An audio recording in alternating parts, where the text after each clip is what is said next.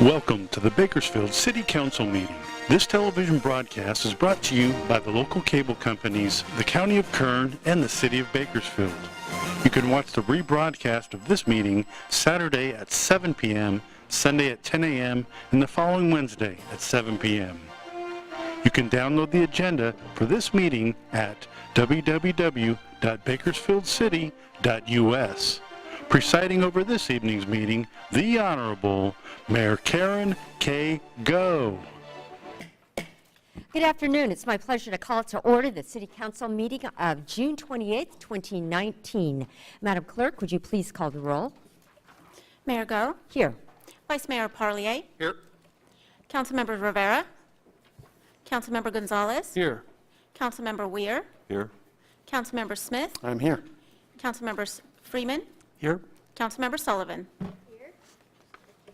Thank you. Welcome to all of you. It's a joy to have you participate in the civic process, and we invite all of you in the back to take your seats now. And would somebody back there, officer, please close the door too, please. We have the pleasure today of having Mr. Nazar Cooner lead us in the invocation. It's been a pleasure to see Mr. Cooner as one of the leaders of our Sikh community, and I've had the pleasure of seeing him at many different gurdwaras, supporting all of them. Also, something wonderful that our Sikh friends have done is just to be very generous in their outpouring of food for the homeless persons for 30 days.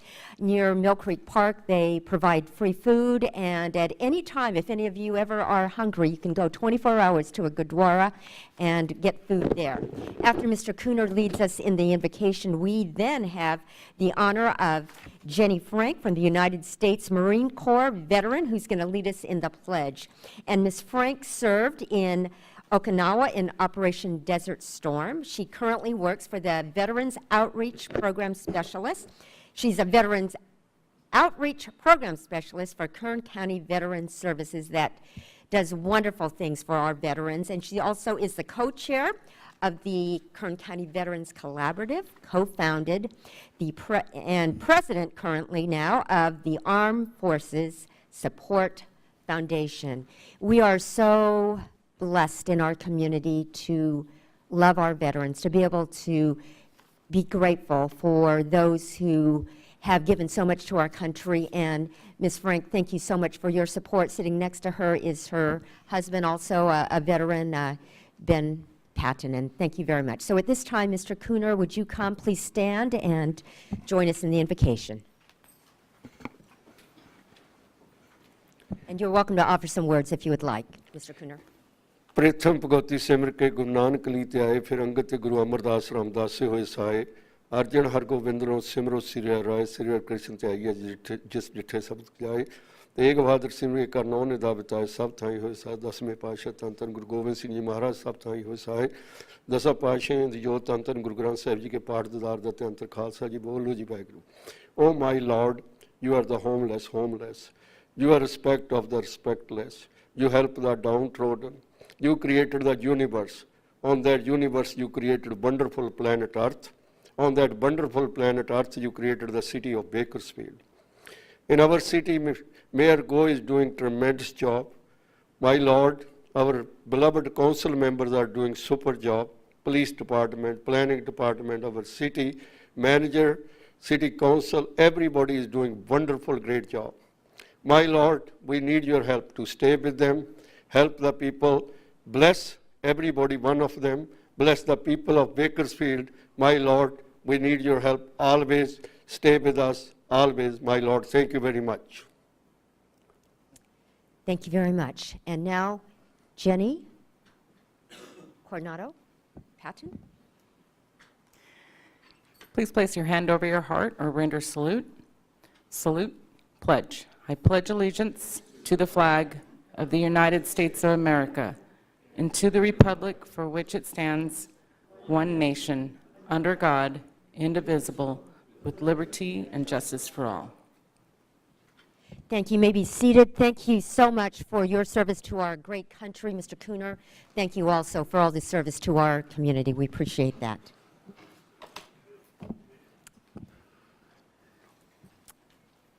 Vice Mayor. Thank you, Mayor. Monday, we had an unfortunate incident that occurred within Ward 7. CarMax had about 90 vehicles destroyed due to a fire along the 99 corridor. And this was a tragedy for the businesses of Ward 7, and I think a tragedy for the city of Bakersfield. But I think the optimal verb here is neglect. Neglect of our freeway area by Caltrans, by the state. We're not talking about Disneyland and flowers along our freeway. We're talking about basic needs. Now, we've partnered with Caltrans on a host of things, from TRIP to our homeless problem, and those are great things. But I don't feel it negates their responsibility to do basic needs along our freeway. I think this was foreseeable. In fact, the week before, I reached out to Caltrans, and I told them about the problem along this area due to a complaint that I received from another dealership and a complaint that I received from another dealership before that. So I'd like to add an agenda, I'd like to add a resolution to the agenda under new business item 13C for the council to discuss this action, and I'm in favor of it. Could I have a motion to add this item, please? May I just add, Vice Mayor, I think, again, for the record, that means that this item came to our attention after the agenda was posted, and as you have indicated, it requires immediate attention, and it requires a 2/3 vote of your body. Thank you, Madam City Attorney. Yes. I would move to add the item. You have a motion? Please cast your votes.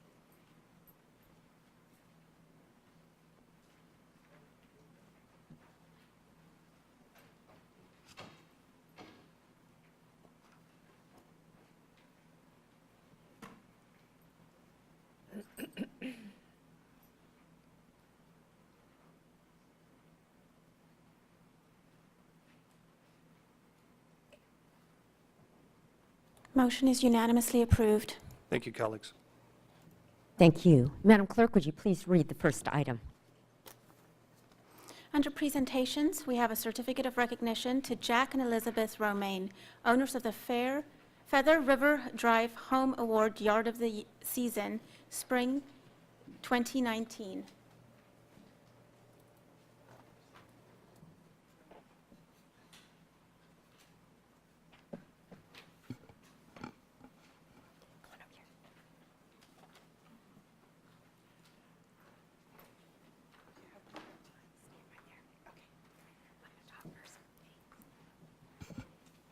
Colleagues, it's always a joy to be able to present the Yard of the Season. This is Spring Yard of the Season, and we have the pleasure of presenting this to Jack and Elizabeth. Elizabeth is representing the family. What a wonderful home we have picked, and Teresa is going to tell us more about that. But at this time, may we see the PowerPoint of the lovely Yard of the Season home.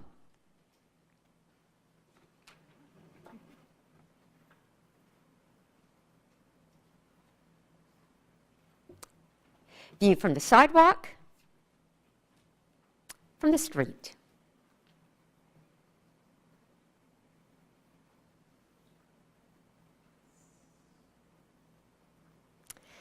Very nice. It's my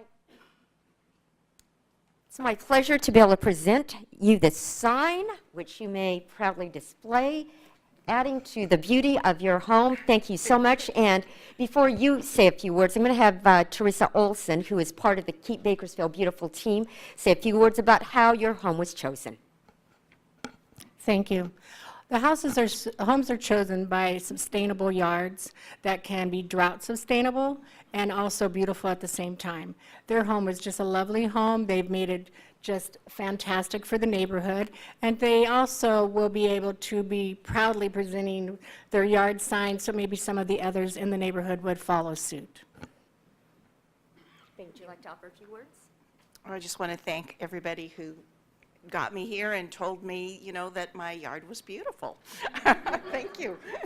And in recognition of Yard of the Season, in addition to the yard sign, I'd like to give you the certificate of appreciation and recognition. Well, thank you.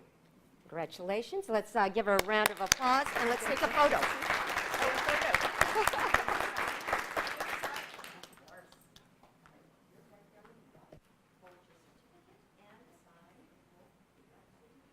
Perfect. On three, 1, 2, 3.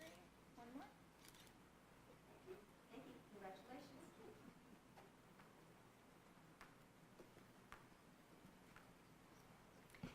And thank you, Ms. Olson, for serving on Keep Bakersfield Beautiful and helping to choose the home. Madam Clerk, next item, please. Certificates of appreciation to the sponsors of the 4th of July celebration at the Park at Riverwalk. The Robert and Carrie Grimm Foundation, Adventist Health, PG&E, Rabobank, NA, and California Water Service.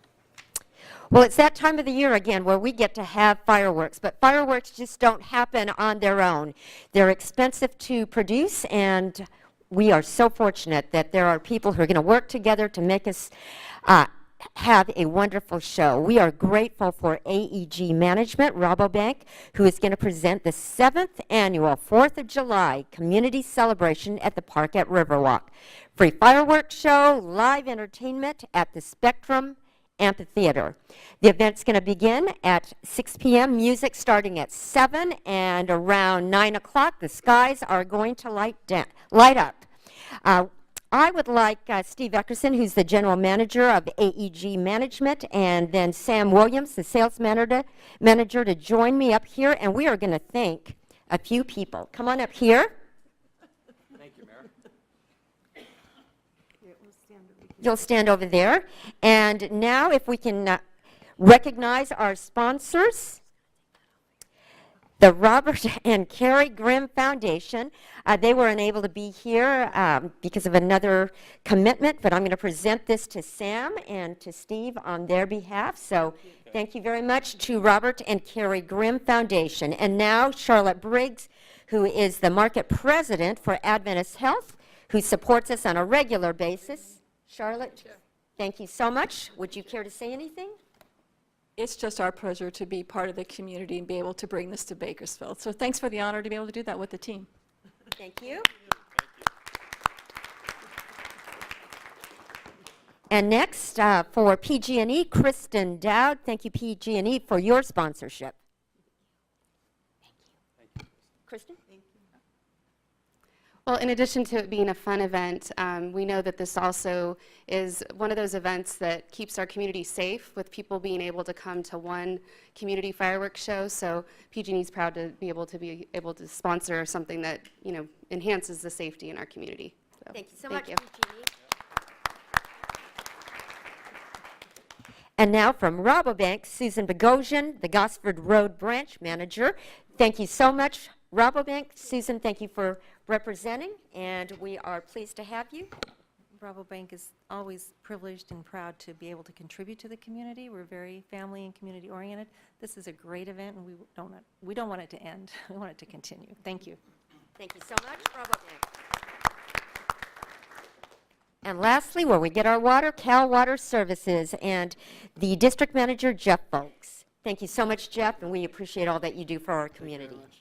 Just wanted to say thanks. Myself and my family really looks forward to this event, and we're happy to keep it centralized. And we're really happy to keep our fire hydrants ready to go, but we don't want them to be used on July 4th, so we just love this event. Thanks. Thank you, Cal Water. Okay, thank you. Your words? No, I'm good. You're good. See you all on the 4th. It's a great time, and thank you again to our sponsors. Another round of applause.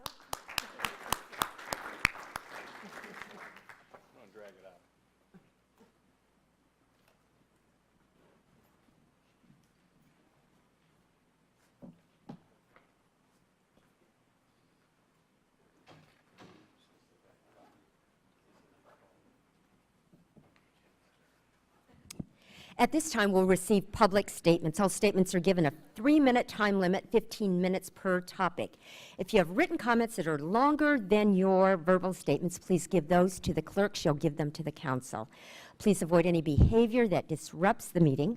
We're very interested in your issues, but due to the notice, the public notice requirements of the Brown Act, the council can't take action when an item isn't on the agenda. However, the council can refer your matter to committee or request that staff contact you.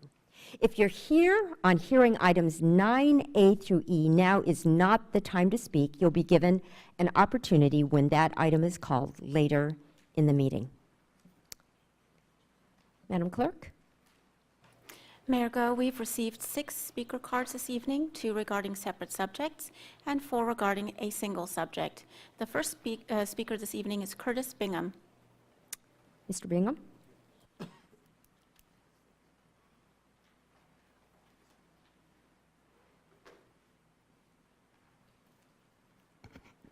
Oh, yes, to the Honorable Mayor, Honorable Board, and everyone else that's having an opportunity to stand and be a blessing.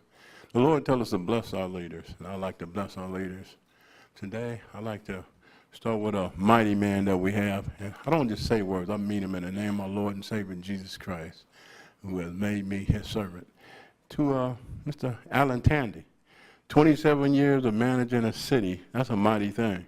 You truly are in the name of God Almighty Jesus Christ, a real mighty man, according to the words that the Lord has taught me. And I pray the Lord continue to bless you. And I'd just like to say, you may not be receiving this, but you deserve $1 million going out. Yeah, a lot of people say it's a lot of money. That's what you deserve. And to our council members, you also deserve a blessing every year. And the Lord is talking about financially. You know, the Bible tells us money answer all matters. All you guys deserve something. Maybe you couldn't get it before, but now since we got the 1% sales tax, you deserve something. You don't please God by saying, I don't need anything. Because, you know, in the Bible, he gave one talent, 1, 2, 1, 5. 1, 5 made 5, 1, 2 made 2. The one with 1 went and buried his. The Lord cast out the one that didn't want nothing. You know, the Bible says, servant is worthy of his hire. You guys deserve a great yearly blessing. Some of the biggest companies in the world always give bonuses to them leaders. I'm talking about big bonuses. You guys deserve something for doing this, taking care of the city, and we're such a success board. And I just want you guys to know just how special you are, to us. And also I'd like to say, the Lord tell us he prays for us in Romans chapter 8. You ain't got to ever worry about being prayed for, because the Lord do it himself for us. And the Lord also left us something special. Everybody here in this whole city is blessed. And we got a blessed chief, the Lord made a prince, has the responsibility to look out for all of us. We all got 911 in our pocket. Something happened to us, somebody come by our home, we got 911 to call for help. See, the more we fund that, the better and the safer it's going to be for us. This ain't no plaything. See, somebody here is going to run into some type of tragedy probably. It's all over the place now. So we got to do everything we can to uplift law enforcement, keep our fire department on top, and our district attorney. It's getting rougher and rougher out here. The law is not the one to do the crime. They go out and quill it down for us. And we're going to have to recognize just exactly what's taking place. So this money that you're giving, I pray you can give them as much as you can, because the chief should also be able to take some of his officers and give them a nice size bonus and tell them go enjoy yourself. It's tough when you're dealing with evil all the time. So the amount of money you give him, you can't give him enough, because they're dealing with people that deal with billions of dollars for real, and that's why they on top, and that's why you ain't never going to stop the evil. They just keeping it down for it. But all his officers need some money in their pocket to deal with people that they meet to help give up information. So I just pray we recognize, keep blessing them, all that you give them each and every year. Give them their lot, because you got a good time to have some fun, because blessing people and giving up money, it's a beautiful thing to do. And you guys got that opportunity. So pray God bless you in the name of Jesus. Thank you and amen. Thank you. We'll be passing the plate and taking up an offering collection for that $1 million for Mr. Tandy at the end of the council meeting. Madam Clerk, next speaker, please. Louis Gill.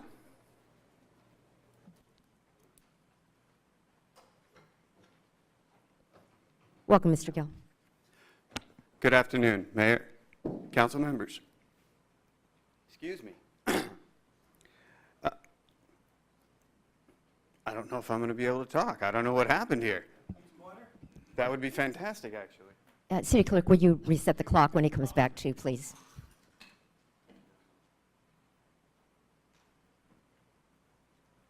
Were you just overwhelmed at our, in our I was presence? just in the grandeur of the moment. Maybe it was, no. Oh. Thank you very much, and thank you, Mr. Tandy. I'm here to speak about items in deferred, wait, I need to do this correctly. My name is Louis Gill, and I'm with the Bakersfield Homeless Center. I'm here to speak about deferred business items 12A, 2, and 3. Specifically to discuss the windfall that we are about to realize through Measure In. To remind you, last year with the homeless point in time count, we found 1,330 people. I would like to bring it forward in your memory that at the Bakersfield Homeless Center, we placed in permanent housing last year 1,396 people, more people than we found in the entire county. We serve the largest portion of the safety net in homeless services in Bakersfield and Kern County. Last year, we made it clear to you that the demand for safety net services far exceeded available resources. The city did assist us last year, and for that we are very grateful. We are going into a new fiscal year. The demand has not diminished. I was able to attend the oversight committee meeting for Measure In and requested that a portion of this windfall be directed to go to the nonprofits providing services. We have needs currently.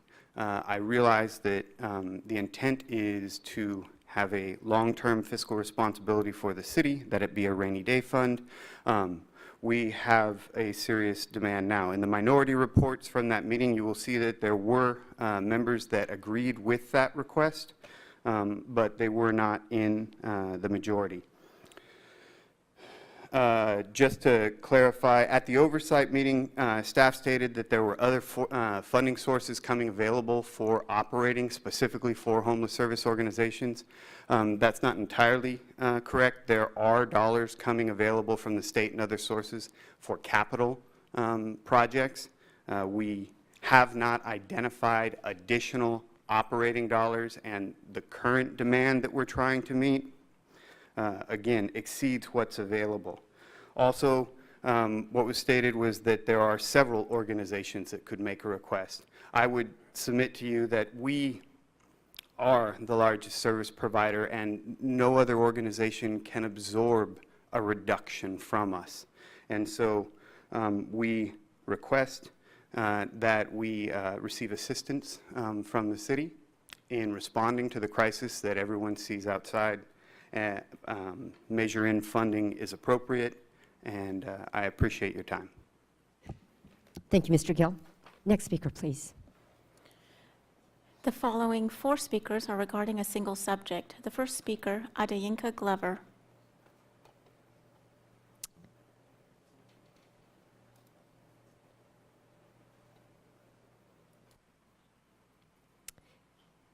Welcome, Ms. Glover.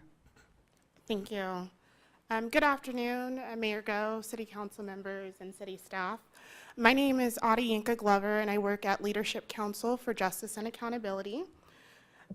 It is our understanding that a little while back that one of the City Council members directed staff to look into participatory budgeting as a process towards developing city goals moving forward. We would ask that this discussion become an agenda item at the next City Council meeting on July 17th, where staff can present not only on the progress of participatory budgeting for development of city goals, but also for discussion and direction to incorporate participatory budgeting in the next fiscal year budget, which would be 2020-2021.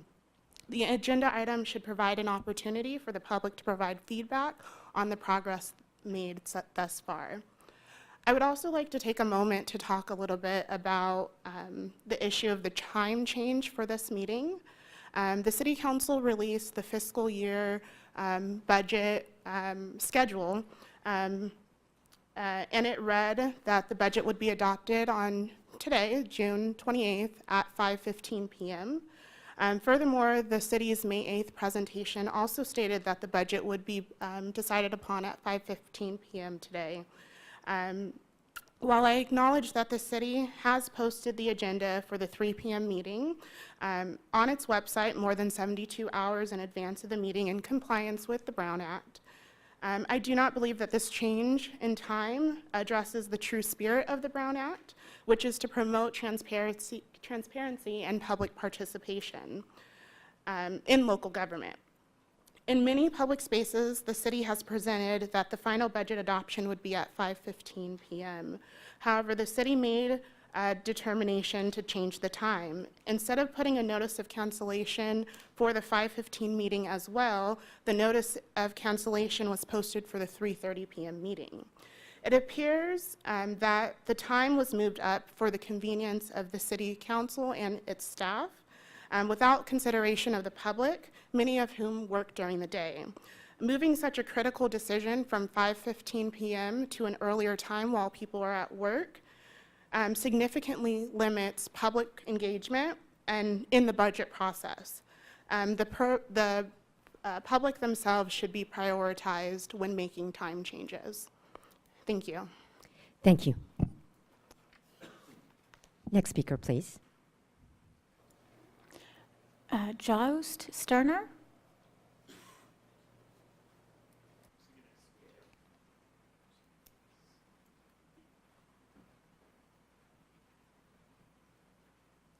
Hi. Welcome. I'm Dalton Jones. I'm going to further what Yinka was talking about the process of participatory budgeting. I gave you my slip a little later.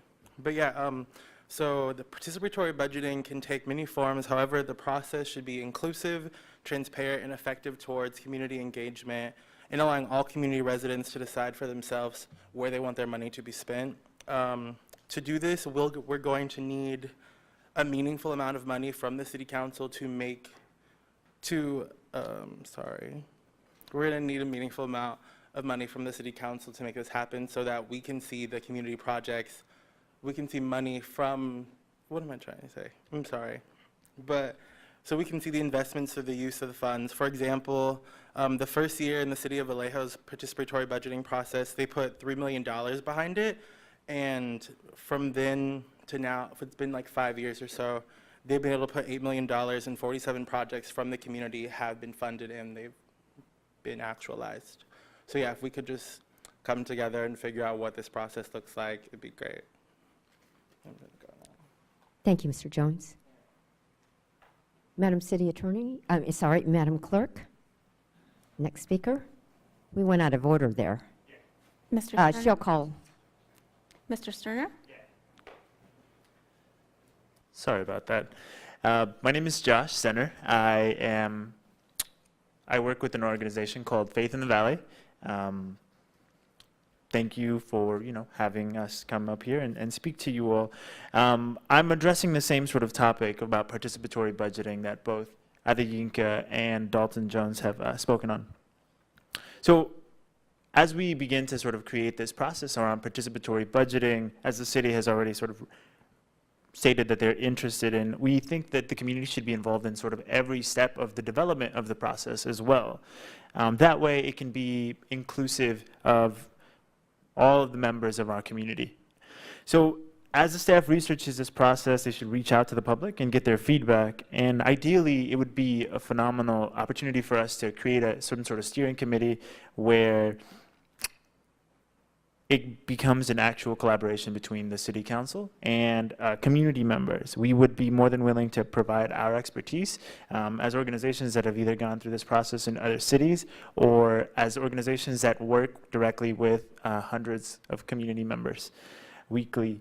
The steering committee should essentially have regular meetings and the staff should inform this process. And when this participatory budgeting process begins, as Mr. Jones articulated, we should be given enough money, enough funding should be allocated to make sure that the community is aware of the money that is available for them to determine its expenditure. Outreach material should be provided in the common languages of the city.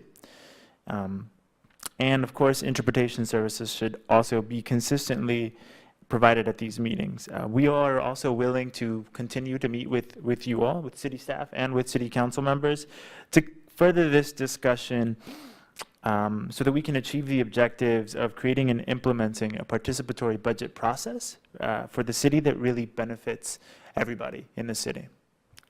So thank you for your time. Thank you, Mr. Stenner. Next speaker, please. Wendell Wesley.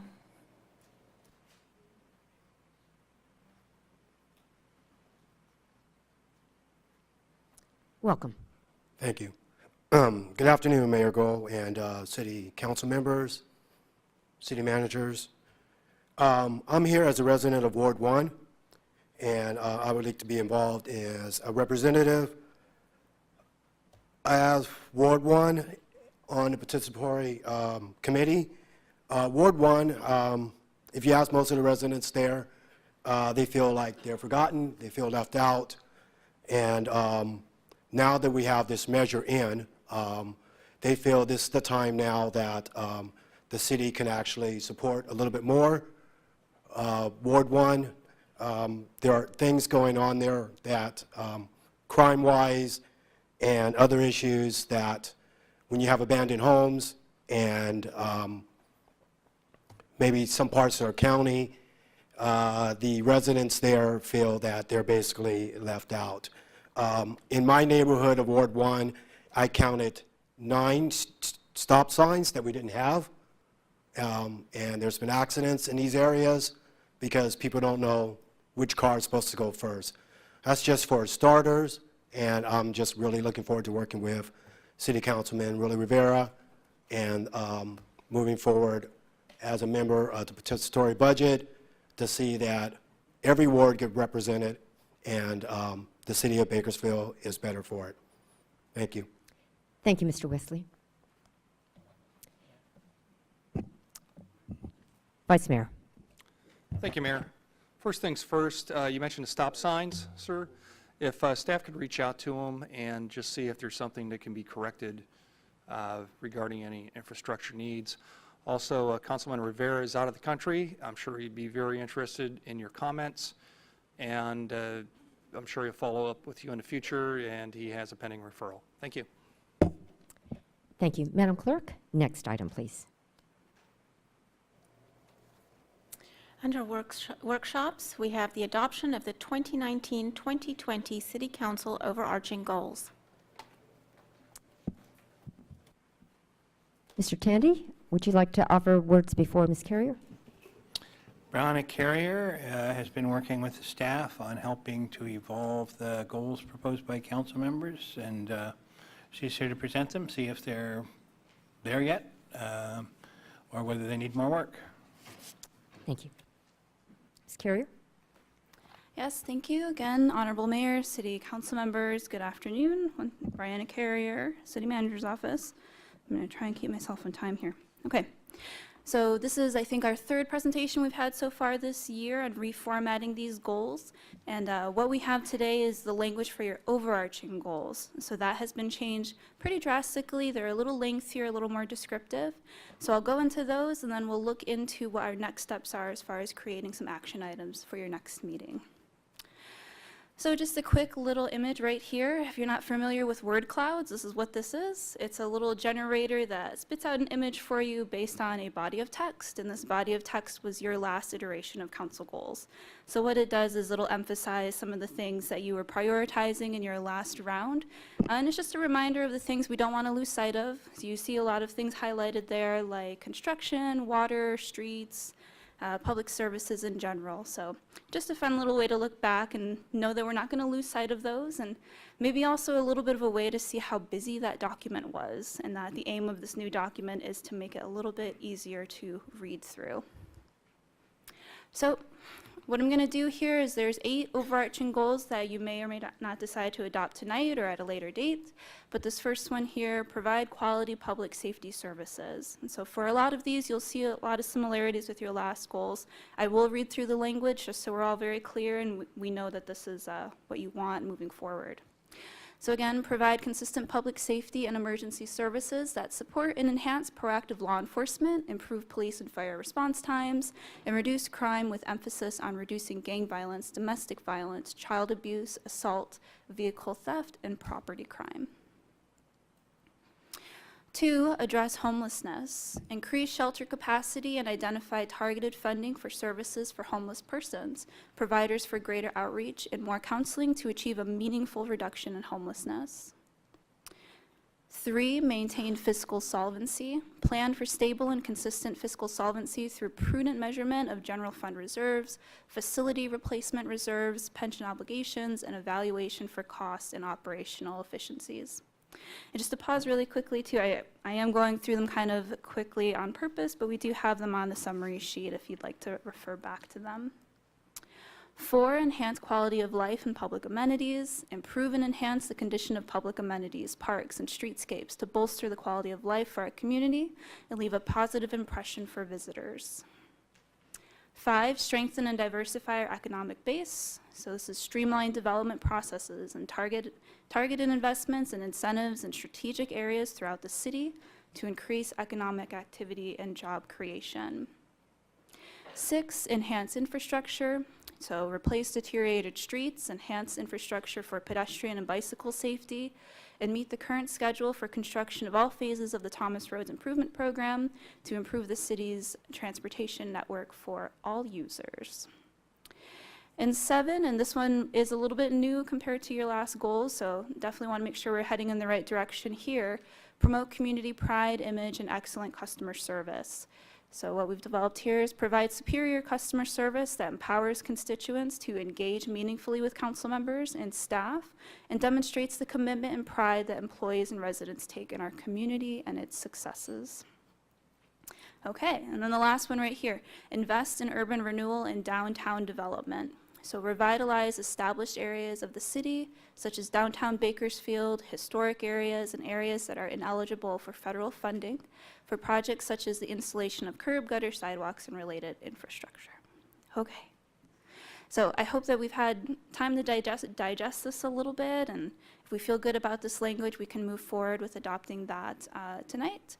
But something I did also want to discuss to make sure that we're on the right path is what the new format of the council goals will look like. So formally, we had sort of a list, a narrative running document where we would add to every 2 years in our process. And this new structure was the preference of some council members to look at a matrix, essentially. So that's what we have here, and the language that is in here is currently in development in partnership with our departments. I thank them very much for their gracious patience with me in developing these action items, but I really like the direction we're going so far. So I'll zoom in on a couple of these, and I'll show you what's new about these council goals and new things that you'll be seeing on the front end rather than later on when you get your reports. So we have our overarching goals. This is a sample. I feel comfortable just as a draft language here. We are, as an example, hiring 100 additional police officers over the next 3 fiscal years. So overall, high-level action item goal. And then something that's new next to it is your justification for that. So we had a request to sort of discuss a little bit more about why we are doing these actions. So we would add a little bit of narrative to that so we can capture some of that language. The objective would be what, the justification would be why. Moving over here, I have this column that is activities or outputs. It could also be department activities. This would be the how. So what are we planning on doing in between this time and the next time we update these goals that are reportable, that are trackable, and that are in line for implementation right now that we are going to be reporting back to you.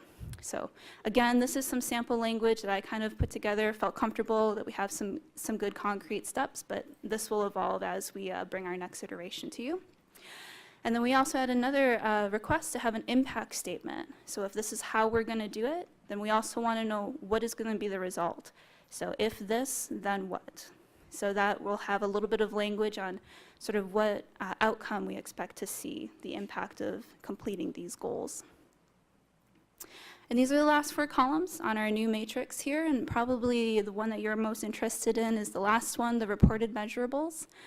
These are things that we will be bringing back to council. There are things that we will be purposefully and very prescribed in a way compiling and organizing to make sure that council is aware of them.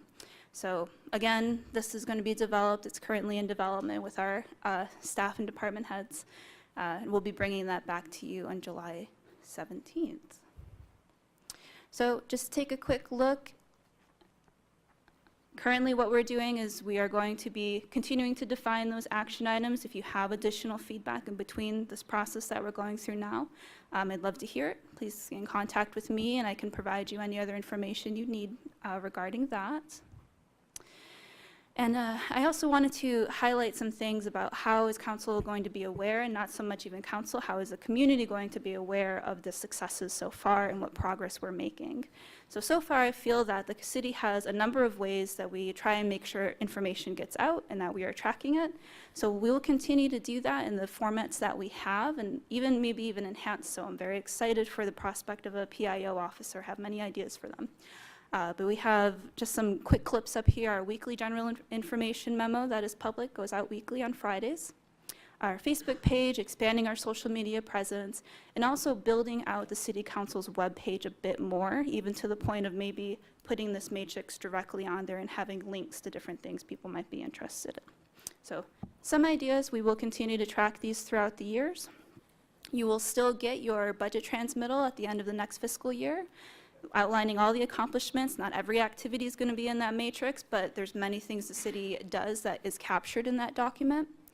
But then also proposing that we add a mid-year review of the goals. So this December, and again, we look at the goals yearly, so that'd be around April or May regardless. But a mid-year review would be an opportunity to have a chance to look at our progress, 6 months, give us some time to implement some of these programs, and get some feedback before the start of the next fiscal year. So we'll propose that, feel comfortable doing it, staff is aware.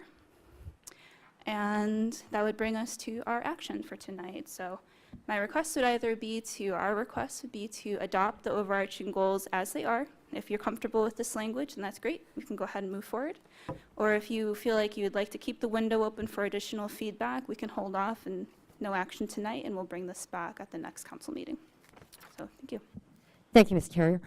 Our council has many times talked about the importance of being business friendly. Is it possible to have something like that subsumed perhaps under one of these, just to make sure that we emphasize that word business friendly? Councilmember Gonzalez. Thank you, Mayor. Ms. Carey, thank you so much for all of your work. This is tremendous. I'm very impressed and excited about adopting these overarching goals tonight. And I appreciate your work on the matrix, particularly with regard to the reported measurables. I think it's really important to not only be clear on the council dais, but also in the community in general of our progress. And so I really appreciate the structure there. But great job. I'm excited to see that addressing homelessness is number 2. I think it's obvious that that's the main issue in our community we're facing today, and certainly we're working on various different strategies to address it. And it's appropriate to place it in the second line there. I'm also excited about the investment of downtown and some of our urban neighborhoods. That includes, by the way, Old Town Kern. I see some of my friends from Old Town Kern, several wonderful property owners. But I think it's important to recognize that as well. But overall, thank you. Very great job. Thank you. Councilmember Freeman. Thank you, Brianna. I think this is you did a great job of this. This is I'm certainly going to be supporting approving this tonight and moving forward the way it is. I'm really pleased with how well you fine-tuned it and straightened out everybody's ideas, incorporated them. I think, Mayor Go, you could probably wedge in business friendly somewhere in number 5, but I would hesitate to start nitpicking the language now. We need to move on and get this thing approved. And I hope that when the departments now have fairly concrete direction, that when they build their goals, which are very much action-oriented, that it'd be nice to get a copy of those before we had to vote and say, that's perfect, even if that took till August and we had a draft, because this may be more work than people realize for the departments who are very busy right now. So I'd rather give them the time to really think through what are all the things we're going to do this year, and they need to put a date by them because they're not all going to be, the last day of the fiscal year. So I'm for giving them enough time. This is the first time we've been through this. If they need a little more time before we bless them. I think your idea of an update on the website would be great if we post these And maybe at least quarterly, we drop in what has been done. Because we don't want to say we update you one day at the end of the year. There'll be no quarterly, these are the things that have been done. Those are the things that were due the first quarter. You know, the others were due, they have different due dates, but then the public can go and see, well, this is what their priorities are this year, and look what they're getting done, and look what they're doing and working on. I think that would answer a lot of questions for people who don't have time to come to council meetings, and you don't do updates at every council meeting anyway, but I think it'd be a great tool, and I'm looking forward to, and please, no more than 8, or you'll never get them done in the future. I'm looking forward to rolling this out and making it a success. I don't know if any other council member wants to talk or suggest resolution to approve this or move forward. I'd be happy to do so. Councilmember Sullivan. Yes, just a quick comment. And Brianna, there was one area that would be very appropriate to add the wording business friendly. Can we pass this tonight if that is the will of the council with that small addition? Just a clarification on there. I didn't mean to change the actual language here. It's just when you have sub-objectives, just to subsume that somewhere underneath. Capture the Not language. necessarily changing what we have here, but just capture the spirit of that under what you already have presented. Okay. Mm-hmm. Any other requests to speak? Vice Mayor? Thanks, Brianna. Thanks for all the help, and thanks to staff for all the help, too. I know this is an important tool that the council requested, and with that, make a motion to adopt the overarching goals. Thank you. You have a motion. Please cast your votes.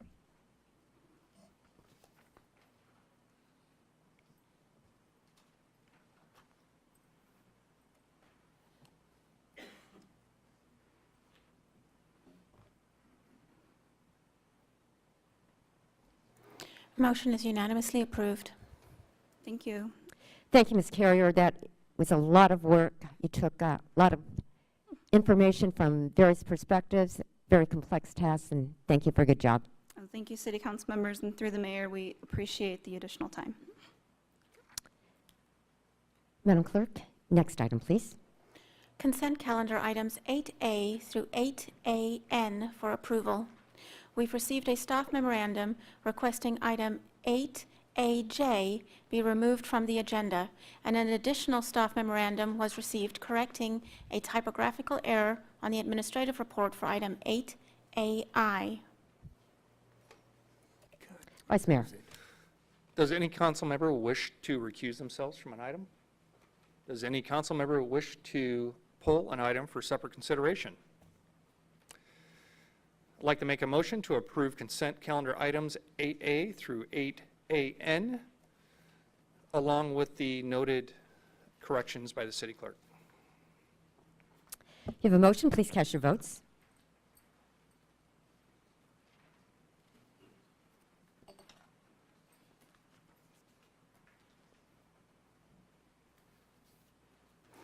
Motion is unanimously approved. Thank you. Next item, please.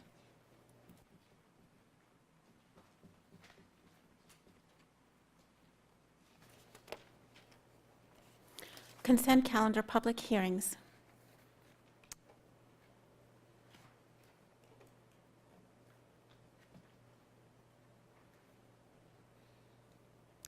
It's now time for the consent calendar hearings. The purpose of this section is to vote on all of the items under the consent calendar hearings in one motion without further comment. If anyone would like to speak on the hearing items listed, the item must be removed from this portion of the agenda. If an item is removed, it will be placed at the end of the regular public hearings portion of the meeting. At this time, I'll open consent calendar public hearing items 9A through 9E. Is there anyone in the audience who would like to request that a hearing item be removed from the consent calendar? If so, please come forward. This isn't the time to take testimony, only to remove the item.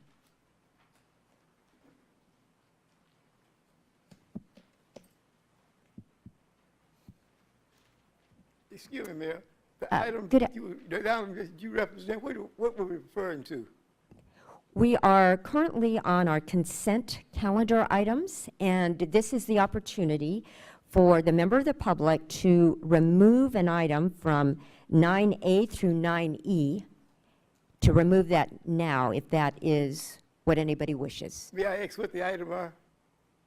The item, I'd like to know what it is before I make really? I think staff can give this gentleman a quick agenda, and Okay. he can have an opportunity to look at it. Okay. Sir, we'll have staff assist you at this point. All right, the bicycles. Mr. Hewitt? They're congested on the street. The bicycles they are congested on the street. They really are. Thank you. Sir, Mr. Hewitt is willing to help you right now. He's right here, and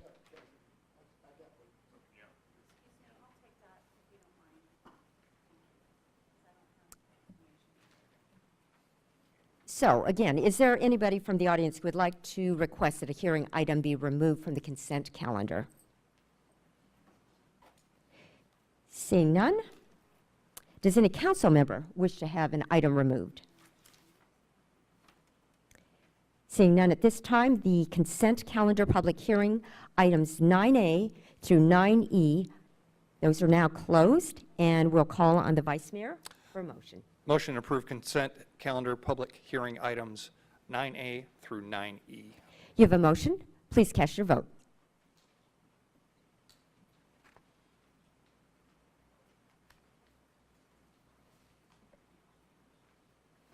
Motion is unanimously approved. Thank you. And sir, just again, for clarification, if you wish to have more information, Mr. Hewitt is ready and he'll meet you in the back of the room. Madam Clerk, next item, please. Under deferred business, item A, fiscal year 2018-2019 budget adjustments. I was wondering whether anybody on the council wanted Mr. Bingham's comments read back. We'll take up that offering, the $1 million one. Shall we do that? Honorable Mayor and members of City Council, this is an unprecedented thing in my experience here, and that is we are able to go back and address a number of priority items that were not in the initial budget. Most of them were mentioned by City Council members. In the case of the building of a plan and reserve levels for our general fund, it was mentioned by multiple council members. And Assistant City Manager Chris Hewitt is going to make a detailed presentation.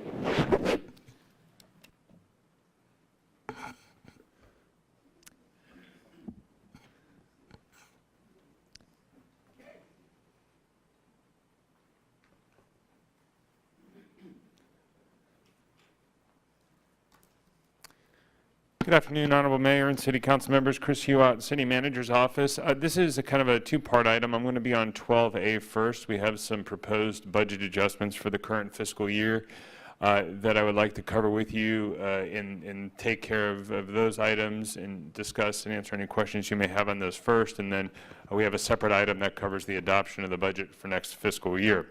So with that being said, again, we're talking about the current year budget. And there have been some circumstances that have changed between the last time, or May, excuse me, when we first presented the budget with revenue and appropriation proposals to you. Most notably, our first quarter sales tax receipts came in. They were positive, almost 15% compared to the same quarter in the previous year. That's good for the one quarter. That also then changed when we looked at our four-quarter averages that we use in part to project sales tax for the current year. It changed that as well. So we are conservatively estimating some additional revenue above and beyond our initial estimates for the current year, and that totals $3 million. That is made up about $2 million out of the general fund, sales tax from the 1% that the city historically has received, and then $1 million that we're anticipating above and beyond estimates for the public safety and vital services measure. With that being said, again, the $3 million conservatively we believe is the revenue estimate adjustments. We're proposing 3 different areas for the council to consider appropriating that funds that are in direct support of council priorities and goals. The first would be a $1 million appropriation to the police department for additional activity levels that they have experienced this year. They have seen an increase in mandatory court callback attendance, increased vehicle maintenance costs. There have been increased services provided due to special projects that the chief can talk to if need be. In past years, there has been the opportunity due to vacancies that have accrued throughout the fiscal year to utilize part of those savings to pay, for instance, nominal callback costs that may have exceeded budget or overtime that may have exceeded budget. We have good news. Our complement is closer to fully authorized than it has been for the last several years, which is great. We have more police officers in authorized positions than we've had. Of course, that salary savings and those other offsetting savings are not there because of it. So with that, we're requesting $1 million for the police department to cover these unanticipated costs. The facility replacement reserve, this is one area where, as I'll outline here in a moment, the city has not been able to keep the reserve funded. This is for emergency repairs and maintenance of general fund facilities, fire stations, police facilities, the arena, general administrative offices. If there is a significant issue at one of these facilities, this would be the fund that the city would potentially go to fund those unanticipated costs. The balance, we try to keep at about $5 million. For the last several years, that's eroded away due to necessary needs at city facilities that have to have been addressed. It's at its lowest level since it was established in 2005 at about $2.6 million currently. We've also seen, obviously, the value of city facilities and improvements that have increased significantly. The city has constructed new facilities like the property room for the police department, about to go through several expansions of certain facilities in the next fiscal year. It is staff's recommendation that we work towards getting this reserve to closer to $10 million and do so over multiple years. And I will actually present to you a more comprehensive approach and plan in my next set of slides for the 1920 budget as we look to do a multi-year plan to get this reserve and our cash reserve, which are separate, into better positions than they are today. So that would be the second recommendation. The third recommendation is building upon an action that you took at an earlier meeting this year, which is continuing to build the cash basis reserve. Excuse me. This reserve is general monies that are set aside to help mitigate potential effects of things like natural disasters, economic downturns. When the state inevitably comes back to the city to take revenue at some point in time, rather than telling you for this year we would have to keep vacant positions open or cut important programs or services, this funding potentially would, one of the uses would be there to buffer against that. And it is prudent in terms of planning for a future recession. It's probably no secret to you all that the state economy has been in expansion mode for the last 10 years. And this is partly kind of an insurance against what may be in front of us in the not too distant future. Again, this is part of a multi-year plan to increase general fund reserves to meet what I'll talk about a little bit later, which is a 60-day reserve target in line with best practices. Further discussion of that will be upcoming here in the next couple of minutes with my next set of slides. So this last $1 million that the city staff is recommending does come out of the Public Safety and Vital Services measure.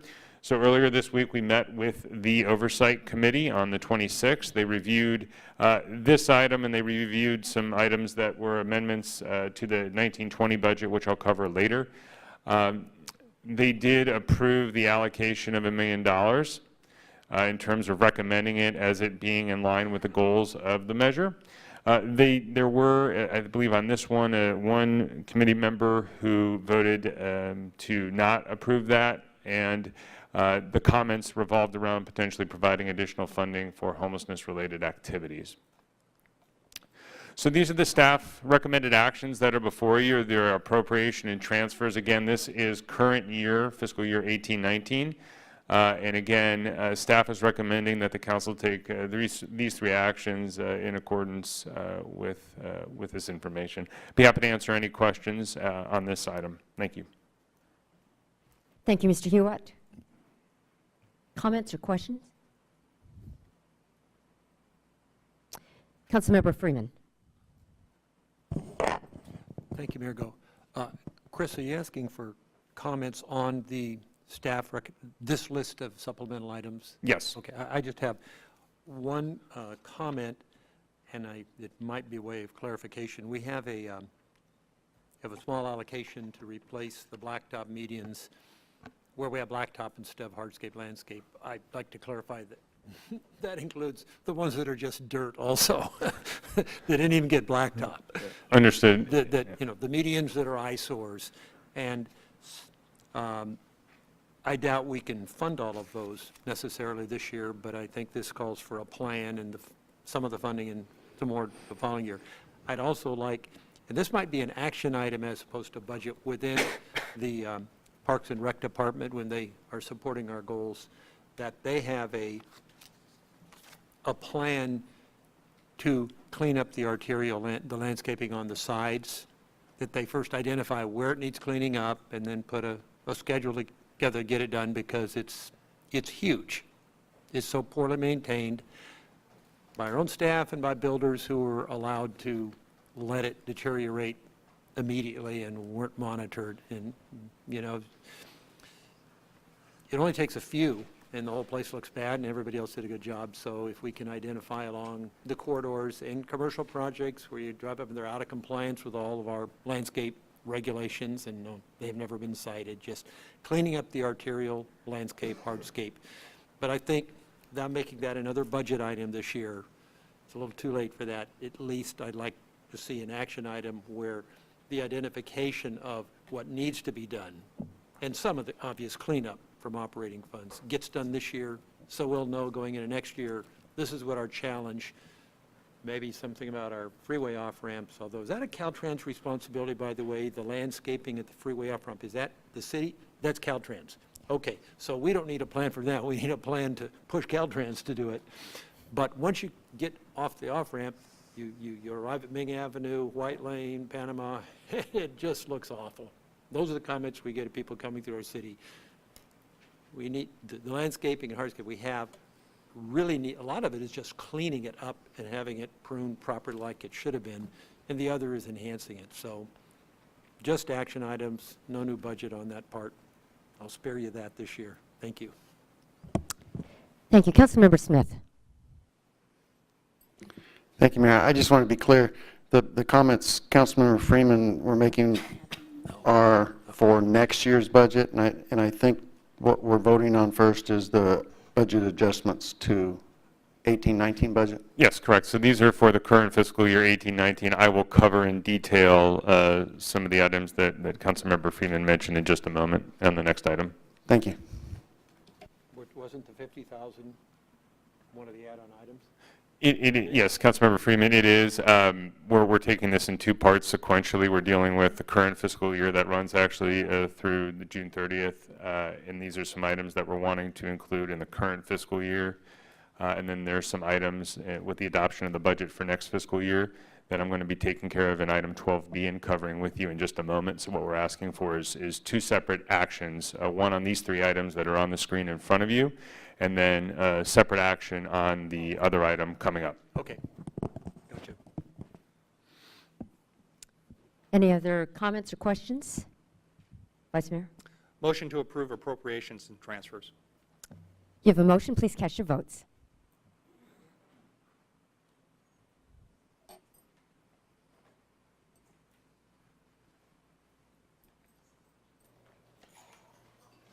Motion is unanimously approved. Thank you.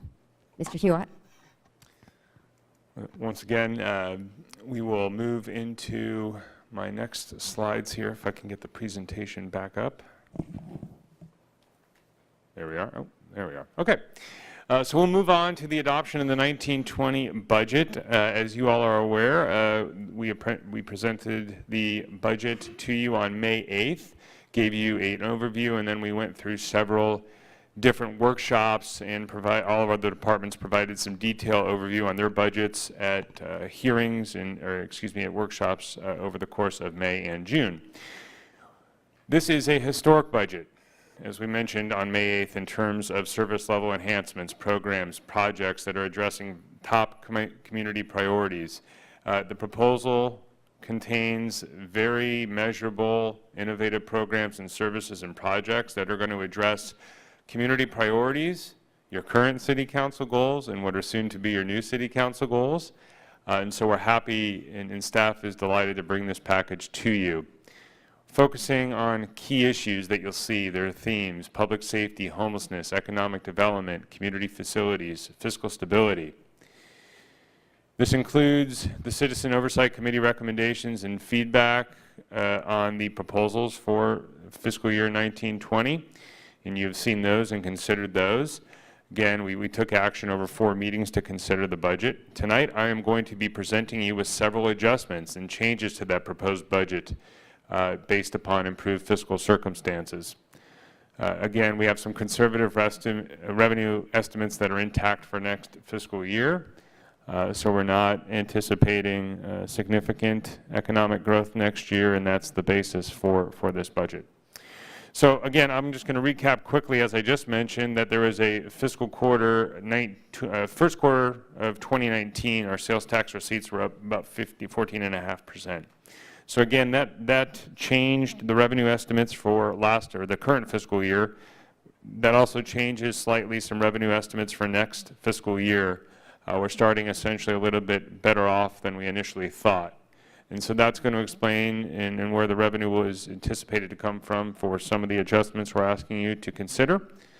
We're also looking at additional measure-related revenue because, again, when you look at sales activity, that impacts both historic sales tax and then the measure revenue.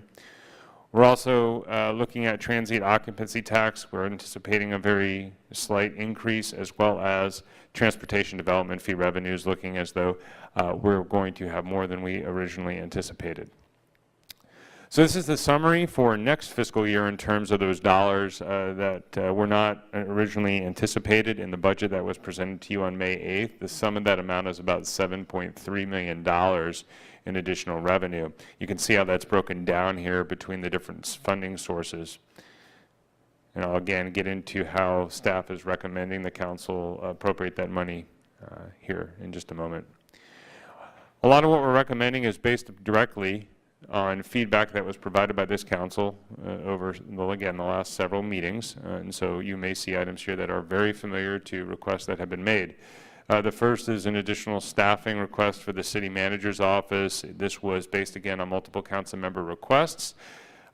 Staff in the city manager's office evaluated what type of position would be most valuable in terms of providing those resources that are needed to effectively manage and provide quick responsiveness to key issues, projects, programs, referrals.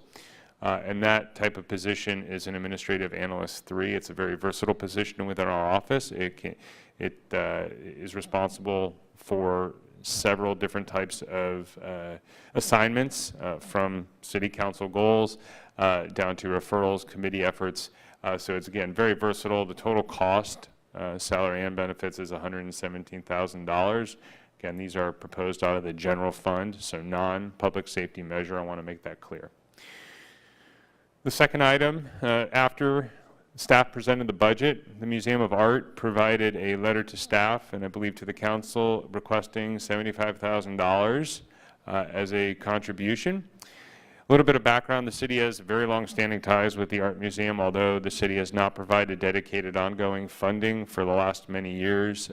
The property was once city property that was sold to the Museum of Art many years ago now for the current facility to be constructed upon.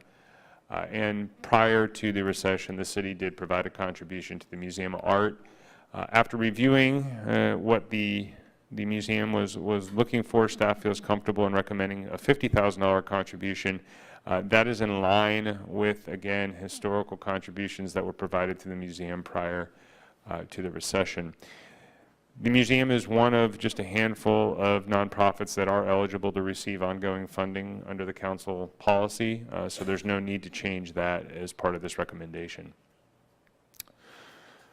Currently in the budget, there's $37,000 budgeted for the Bakersfield Symphony. Prior to the recession, again, that contribution was around $50,000 annually. It was due to the fiscal circumstances over the last 10 years or so that required that be reduced. Staff is proposing to try to bring that up more in line with historical contribution efforts, and again, that's tied directly to City Council goals in terms of community pride, image, and the like. The next item is a council contingency. This item historically had been budgeted at about $250,000 a year. And what it is, it's an item that is in the budget that is not budgeted for any specific purpose on the onset of the fiscal year.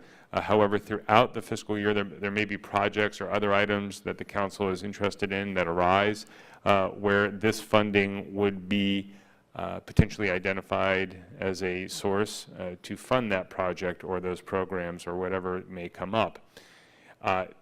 This does take council action. The city staff cannot administratively spend these dollars, so it does require council action. Currently, in the proposed budget, it's budgeted at $100,000. Staff is proposing, based upon the new circumstances, to try to get that again back to those levels that we previously saw at $250,000. There has been some interest among the council to consider enhancing certain city sister type functions. This would be one source potentially, once those are better defined and identified, where we may want to consider that allocation. Branding. As you're aware, the city has been working with several private sector groups and businesses, organizations, as well as the county of Kern, to develop a cohesive, regionalized branding effort. And we are slowly approaching the finish line, I should say quickly approaching the finish line.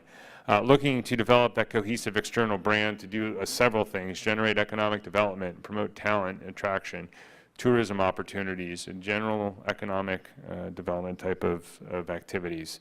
Logos, taglines, and other assets are going to be unveiled soon. Again, we're working with these organizations to work through that. As you know, the city and the departments have adopted various logos over time.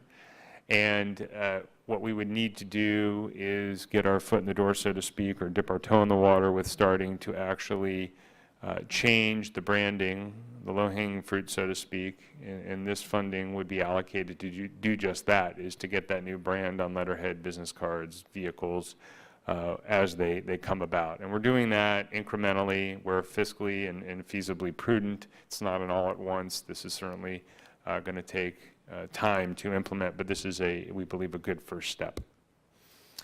Some of the capital projects that staff is proposing to add above and beyond what was already considered in the capital improvement program. As Councilmember Freeman indicated, there is a request to improve medians, and there were 3 specific locations that were initially mentioned where staff is going to start this process. And these are our medians that exist today, but where they're predominantly blacktop. In this case, the picture there is on Truxton Avenue. That's one of the stretches that was identified where there is no landscape, there is no hardscape. It is simply a blacktop median. This $50,000 allocation would be a phase 1, where staff would look at modernizing our median design and applying that in terms of a design to these areas, with a construction phase that would be budgeted next fiscal year. So it's a 2-step process. This would give staff the time to start looking into, again, the design and the concept in terms of what that streetscape would look like. 2 other projects. There was a request from the council to develop a downtown landscape plan. A master tree plan is one of the terms that was used. I think the intent was to provide more consistent maintenance and themes and a design in the downtown area as far as how trees are utilized in the public right-of-way. Staff is proposing an initial allocation to fund a concept and design study, essentially an analysis of options that would be available, And we would have these findings be presented to the full council when that is ready. There was another request that was made to look at banners throughout the city that reside or did reside in some cases on city streetlights and city poles. I pulled this picture. This is at 19th and H Street. You can see in this case, this was a banner that at one point in time was placed by a nonprofit organization with the intent that the maintenance would be kept up. You know, as things change over the years, that wasn't the case, and so we've seen where, in this case, the banner ends up looking like this. City staff goes up, takes it down. There's not a plan to produce additional banners from the city's perspective, and so you're left with those banner arms, or in some cases, the banner arms don't exist because they've been damaged or vandalized for those that are a little bit lower on the pole. This project would allocate about $100,000 to do a comprehensive review, plan, and policy development to address the size, the scope of the different banners. We have different sizes. We have different areas that these banners and banner poles exist. This would really help streamline that process and actually start to fund hardware and potential design of banners to, again, enhance the image and promoting city events, seasonal promotions, just the general aesthetics throughout the city. It's not just in the downtown area. Ward 1 and Ward 2 street improvements, this additional $700,000 allocation would supplement funds that are already budgeted, over $30 million, I believe, you know, generally in local roads fundings citywide. This would add an additional $700,000 to fund specific projects that would be identified in Ward 1 and Ward 2. Generally, that is where you see the oldest infrastructure in terms of street infrastructure not built to modern standards, whether that's no curb gutter sidewalk, whether that's streets that again aren't constructed to modern standards. So this would accelerate improvements that the Public Works staff is aware of and knows about and has documented through our pavement condition index and other methods. This would provide an initial allocation to start the ball rolling on getting ahead and trying to catch up on several areas that the city is already allocating funding for through CDBG and other programs. This is a start to try to get a shot in the arm, and we anticipate that there would be additional funding in future years with local roads funding to continue this type of work. Getting close to the end here, the last, I believe, one of the last projects out of the, this is out of transient occupancy tax, would be the Downtown Corridor project. Councilmember Rivera requested that staff look at two corridors, one being H Street and one being Chester Avenue as they come north off the State Route 58. With the concept that as the Centennial Corridor is completed, those two areas, those two streets are going to be major entryways into the downtown area, and that the city should be considering some enhanced, whether it's medians in some cases where the space exists, landscaping, enhanced signage. So again, kind of a two-phase approach. Staff wants to take the next fiscal year to study and design the enhancements, and then look at construction potentially starting in next fiscal year. I'm showing you a street view of Chester Avenue there, so you can kind of see what it looks like today, more or less from California south to State Route 58, in the room that is there potentially for our staff to get creative and come up with an enhanced corridor for essentially what's going to become two new revitalized downtown entryways once the Centennial Corridor is finished in 2022. Hageman right-of-way, again, I mentioned that we have transportation development fees that are exceeding revenues by about $2 million.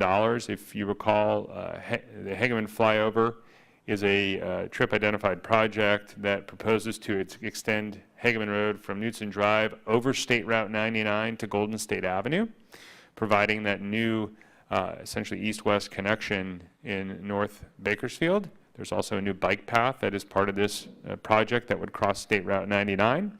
The design of the project and the environmental work is complete.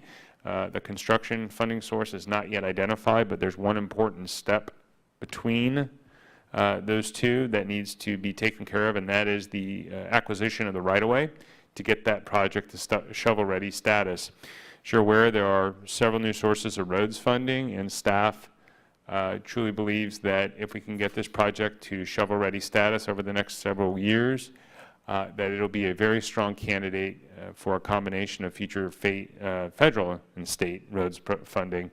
So again, this is a first-year allocation to start acquiring the necessary parcels to construct the project. I'm going to go into some amendments that we're proposing utilizing the Public Safety and Vital Services measure funds. So we talked about the $1 million in the current fiscal year that you just approved the transfer to the cash reserve. What I'm talking about here is the additional $3.8 million that staff is anticipating over and beyond the allocations and the revenue that you considered on May 8th. These are conservative estimates. They're based on historical data. We monitor reports closely in terms of sales tax and patterns.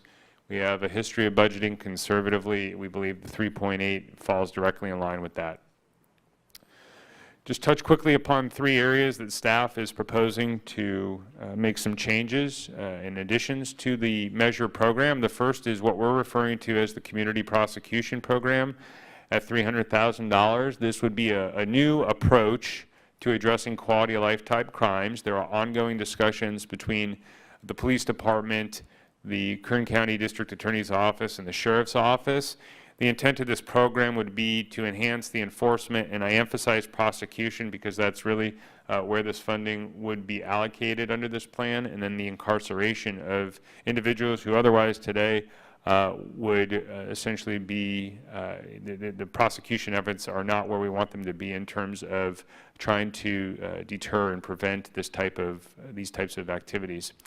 This plan is still under development. We believe, again, this plan is also moving closer to the finish line, so these funds would only be used when and if that program's established. It would be utilized, as I mentioned, to supplement the district attorney's office, so the district attorney can provide the necessary resources to prosecute these types of crimes, and again, for the purposes of really addressing those quality of life type of issues that have frankly more or less turned into ticketable offenses in some cases. And I believe there is a blue memo on this item that I'll have the clerk's office just note in just a moment. Originally, we had proposed that this item be budgeted in the police department's operating budget. Based upon the proposed change in the supplemental memo that's provided, we're now recommending that this item be budgeted within the city attorney's office for this specific purpose, and if this program comes to fruition. The second item is the Police Academy and Training Facility at 4646 California. This council previously allocated $900,000 to begin the improvements to that facility. Those are underway, and we'll try to show you a video if the technology works here in just a moment, just to give you an update on what's going on out there. This is critical to hiring those 100 additional officers that we talked about over the next 3 years. It reduces expenses to the police department in terms of having to send staff to other facilities to coordinate trainings throughout the year, because it's not just an academy, it's an advanced training center. So rather than staff having to coordinate training throughout the community at different places or go out of town, this would house all those different activities. Strategically, it's better to do so. Again, the chief can talk a little bit about that if you do have questions. Has to meet post standards, state standards. So in doing so, in their review, the post review of the facility and the plans, one thing that was noted is that there needs to be an auxiliary building necessary for tactical training. And so staff is recommending, as part of this, about $200,000 of the $250,000 go to that purpose to construct that building. It would be behind the existing building. It would, again, provide for those tactical training activities that cannot take place inside the current footprint at I believe, the level and the space needs that are required. Finally, an additional $50,000 of this to support additional technology-related items that were not initially contemplated or fully identified in the initial proposal. That includes some audiovisual equipment and various security and surveillance equipment that is necessary to operate the facility. So I'm going to try something here. We're going to try to give you a video of just a short 30-second video here. Let's see if it pops up. All right, we're there. Great. So this is just going to be a quick video of what the facility looks like today. Actually, not today, because it just got repainted, I heard.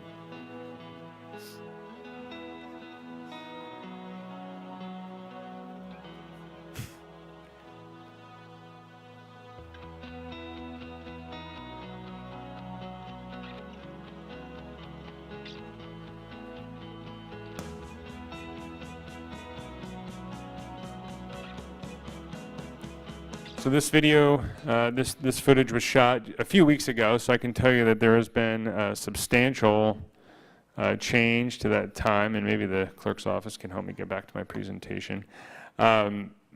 Substantial change since that time, so crews are working daily on that, both private contractors and city staff.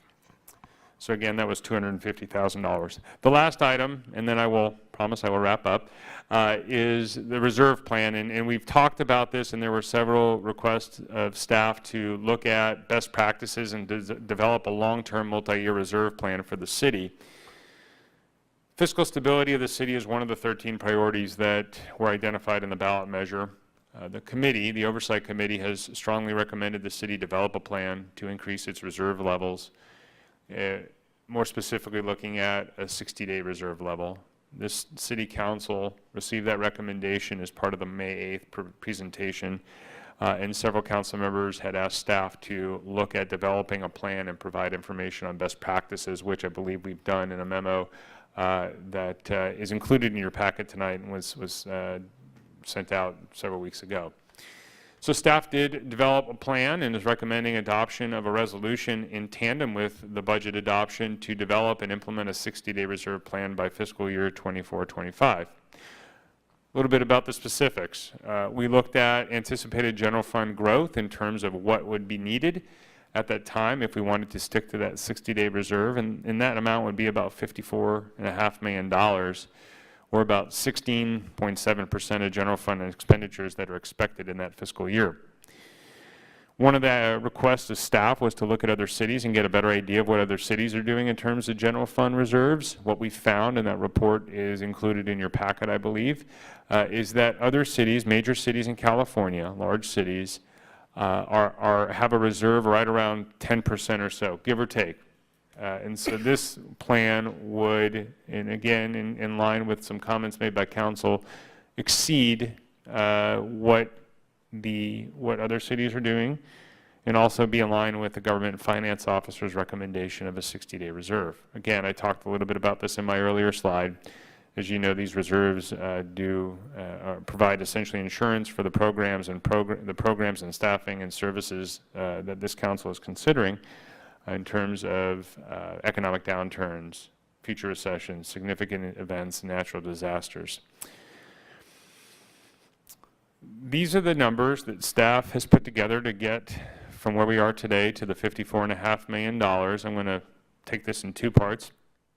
The orange line is the staff recommended plan. It's based upon future year allocations to this reserve to get us to that $54.5 million. The green line that you see was something that we had talked about previously, and all that was really that, if you recall, there was the action to add the $12 million to the reserve, and what that was going to do is free up about $1 million a year in terms of how we pay CalPERS, reduce that payment by $1 million. The green line was just essentially adding that back into the reserve, and that got us to $33 million in fiscal year 24-25. The orange line is a much more robust plan that takes us from where we are today to that 60-day level. The gray line is something else that we've talked about in terms of the facility reserve. And again, it's a stair-step approach to get us to that little over $10 million by that same time period. And let me just show you quickly the bulk of that plan. The orange band is the general fund reserves that would be made up from future year allocations, potentially of both public safety and vital services measure funds, as well as general funds depending on availability. Again, the allocations stair-step over the next 3 years, with the out years at this point in time being essentially the savings from the CalPERS payments. The facility reserve, the $2 million would be over the next 3 years to get us to that $10 million mark. And then finally, there is a plan in the out years to look at establishing a Section 115 trust, again, at the request of council. This is a PERS rate stabilization plan. It's a locally controlled plan. We've talked to you about this before, similar to what we do to our retiree healthcare trust, where the city has control of that funding, and it can be placed in that fund for payment to PERS to mitigate cost fluctuations or otherwise, again, under local control, but we're not proposing to look at that until the reserves generally are in a better condition than they are today. So again, the bottom table is just the cumulative stair step over the next several years. Okay, just again to recap, staff is proposing from last year and from the current year and for next fiscal year, $4.3 million. All of that is public safety and vital services measure funding to be allocated to the reserve, to the general cash reserve. And then a combination of general fund and TOT in the tune of $2 million to be allocated to the facility reserve. $1 million of that from TOT was already proposed as part of the budget that was originally presented to you, so that's why that $1 million doesn't have an asterisk by it. The rest would be new adjustments that we're proposing to you today. And again, anything that's allocated through the measure is accounted for separately in terms of how we account for it. So there's no commingling of these funds. Although we're looking at it cumulatively from a reserve standpoint, the accounting and the tracking would be separate. So again, the committee met on these items as well on the 26th, and they were approved as well. There were comments, I believe, from 3 of the members that opposed the allocations to the cash reserve for next fiscal year. And again, their comments revolved around their desires to provide additional funds for homelessness-related activities as opposed or in tandem with the reserve amounts. Okay, big picture. Backing up, I just talked a little bit about summarized all the different amendments that staff is proposing. So on May 8th, you considered a budget that was $610 million, $610.9 million. Today, staff is proposing with those amendments, including the transfer of funds, which is an internal accounting activity, that the proposed budget now stands at $619.9 million, or a difference of about 1.5%.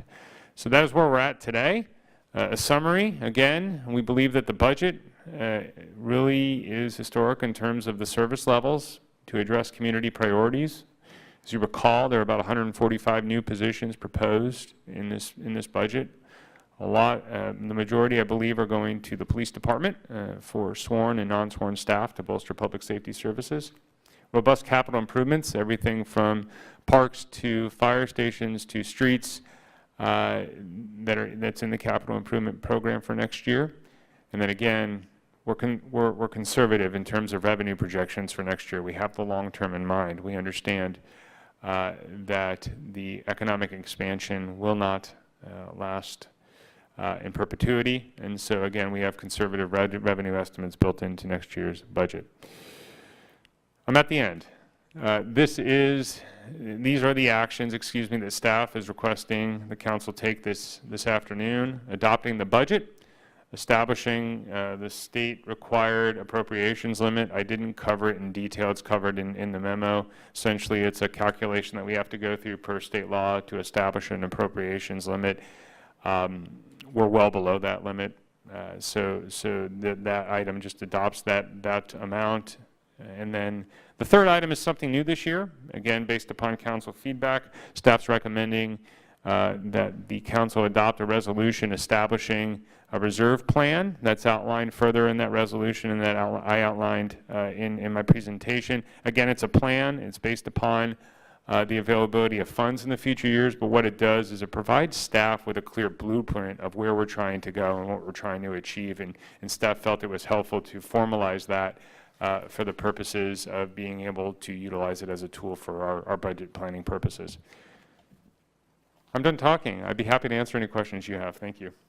Thank you, Mr. Hewitt. Before we go to council for questions and comments, Madam City Clerk, you have an announcement. Thank you, Mayor. Yes, I would like to announce that a staff memorandum was received transmitting an updated exhibit to the administrative report, as well as a new Exhibit A to the resolution approving the budget. Thank you. Now, Vice Mayor. Thanks, Mayor. Great job, Chris, and great job to all the staff, too. I know it's been a lot of work getting this stuff together. On the banners, as we look at that, possibly out front, from the police department, City Hall North, if we could do something for the public safety police officers that have given their lives for this community. We just had the anniversary of the passing of Officer David Nelson, and I think that would be something to highlight those sacrifices for the city and for the citizens of this community.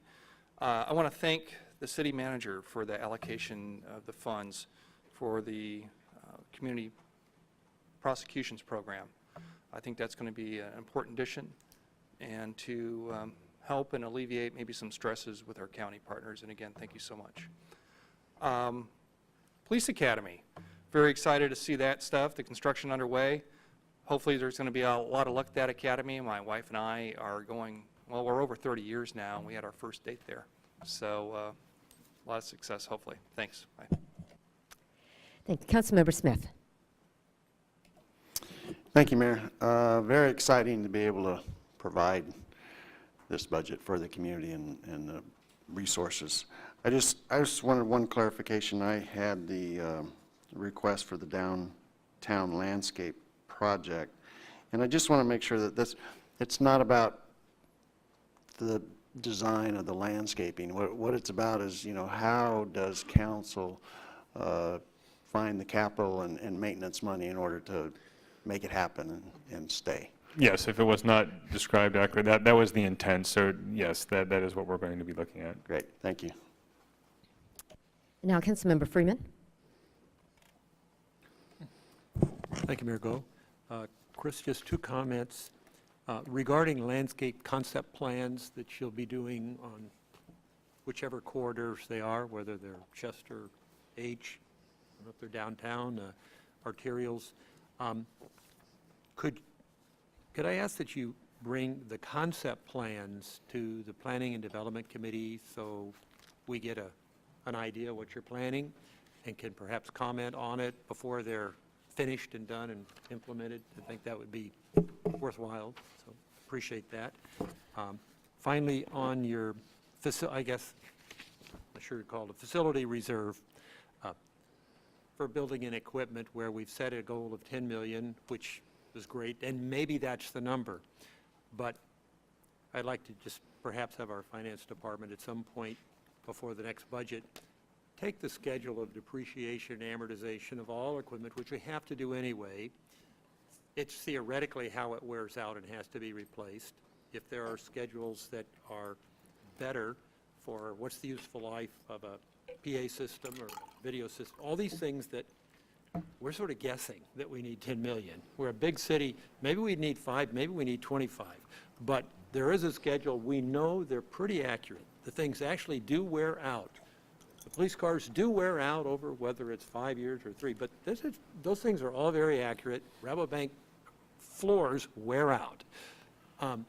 So we don't have to debate, well, should we really do this or not? We should let this police have a few more cars? No, I'd much rather have a schedule that this is just the fact. We have to replace this stuff as it wears out, and it doesn't become a kind of discretionary item anymore. Mm-hmm. Let's find out. It may take years to build it up, but, you know, private businesses do that all the time. They have to replace this stuff and schedule for it with I mean, it may be 1,000 line items. You got 1,000 pieces of equipment. That's okay. It's a big spreadsheet. Mm-hmm. But I think that would better serve us for what this ultimately the amount of reserve we should have if next year we can develop that. Thank you. Thank you. And Councilmember Gonzalez. Thank you, Mayor. Chris, great job.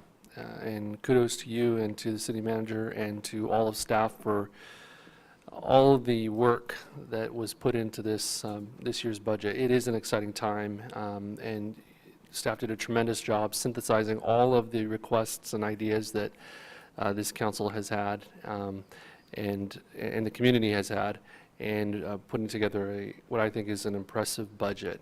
I'm just excited to adopting it and getting to work. Thanks. Vice Mayor? Motion to approve FYI 2019-2020 operating and capital budget with adjustments as outlined, the city's appropriations limit for the next fiscal year, and the establishment of a multi-year plan to enhance the city's cash reserve and facility replacement reserve, along with the noted city clerk corrections. You have a motion. Please cast your votes.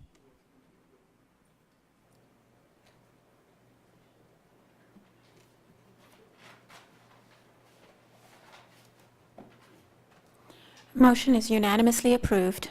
Thank you. Mr. Hewitt, thank you for a very comprehensive and thorough presentation and for your hard work that went into all of that. Madam Clerk, next item, please. Under new business, we have the Hockey Dasher board system at Rabobank Arena. Honorable Mayor and City Council, now that the budget is adopted for next year, we have two items that are time critical. These next two items, item A and B, have to be installed at the start of the hockey season. They have lead time, they have installation time, and our partner in operating that building, the Anschutz Entertainment Group, has been in contact with the contracting party, Athletica Sports Systems, out of Minneapolis, for the Dasher board system. The scoreboard system will be worked as to RFP for best proposal and best cost through AEG, who is now the world's largest stadium and arena management firm. So we're asking for council action on these two items so they can be installed in a timely manner. Happy to answer any questions, or Mr. Eckerson is here if the questions are more appropriate to him. Thank you, Mr. Tandy. Colleagues, any questions or comments? Seeing none, Vice Mayor? Motion to adopt. You have a motion. Please cast your votes.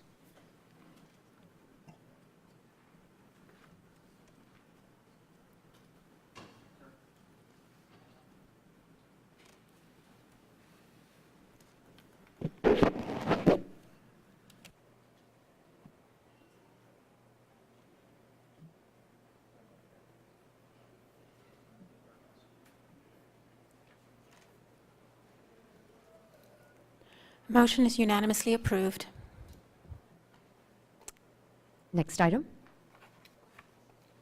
Resolution determining that the enhanced advertising display for the Rabobank Arena scoreboard cannot be reasonably obtained through the usual bidding procedures, and authorizing the finance director to dispense with bidding thereof not to exceed $177,000.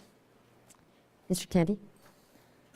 My comments were incorporative of this item. Thank you. And Vice Mayor? Motion to adopt. You have a motion. Please cast your votes.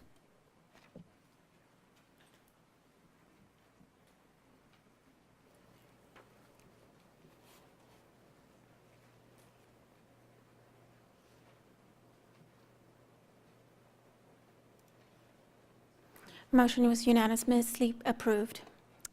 Thank you. And now, next item. Madam Mayor, this is the emergency item that was added following the pledge earlier this meeting. This is the resolution to urge Caltrans to better maintain the landscaping and remove all fire hazards created by such landscaping along the freeway corridors within the city, which includes state routes 58, 99, and 178. Thank you, Vice Mayor. Thank you, Mayor. As I said earlier, the conditions along our freeway are deplorable in some areas. In fact, Fire Chief Galagese, could you come down just for a second? I have been fighting with Caltrans on several fronts regarding homelessness, debris, foliage, fire hazards, and I feel like I'm sort of the Caltrans councilman at this point. I cover the most ramps of any council member through the city of Bakersfield, and it's becoming a chore. So Monday we had over $2 million in damage that was done at one of our local businesses, and consider ourselves lucky. I think it could have been a lot more. I think we could have lost several dealerships that day, not to mention potential life. And Chief, can you just, I'm just saying this, but I want to get your input on it too. And also, when I received a complaint from Ford the week before, I went out and took a picture, and just so happened one of the pictures I took are the weeds in the area right in front of CarMax, which were, 2 feet of weeds and debris, and a week later it went up in smoke.